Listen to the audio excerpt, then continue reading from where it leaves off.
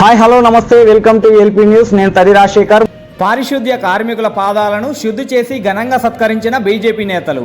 జగిత్యాల జిల్లా మెట్పల్లి పట్టణంలో హృదయాన్ని హత్తుకునే కార్యక్రమం జరిగింది. ప్రధాని నరేంద్ర మోడీ పాలనకు 12 సంవత్సరాలు పూర్తయిన సందర్భంగా నిర్వహిస్తున్న సుపరిపాలన దినోత్సవాల కార్యక్రమాల్లో భాగంగా బీజేపీ 14వ వార్డు కౌన్సిలర్ దొనికెల శిరీష నవీన్ ఆధ్వర్యంలో పారిశుద్ధ్య కార్మికులను ప్రత్యేకంగా సత్కరించారు. ముందుగా కార్మికుల పాదాలను నీటితో శుద్ధి చేసి అనంతరం వారికి కొత్త దుస్తులు అందించి ఘనంగా సన్మానించారు.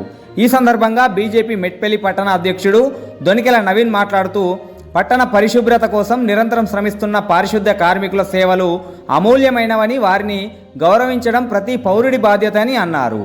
ఈ కార్యక్రమంలో బీజేపీ పట్టణ ప్రధాన కార్యదర్శి Battula Jagadishwar, town vice president Koyyala Laxman, పట్టణ ఉపాధ్యక్షుడు లోలపు అనిల్, కోశాధికారి Talloju Bhaskar, IT cell convener Paskanti శ్రీనివాస్తో పాటు పలువురు పార్టీ నాయకులు పాల్గొన్నారు.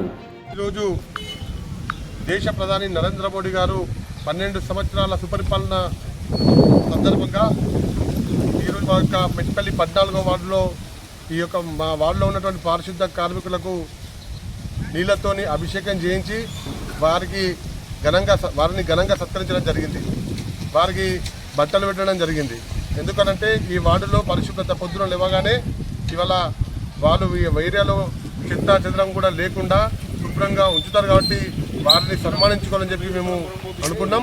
మా వార్డు లోపల ఉన్నటువంటి పారిశుద్ధ కార్మికులకు ఈరోజు నరేంద్ర మోడీ గారి యొక్క 12 సంవత్సరాలు పూర్తయిన సందర్భంగా పారిశుద్ధ కార్మికులను ఘనంగా సత్కరించుకోవడం జరిగింది.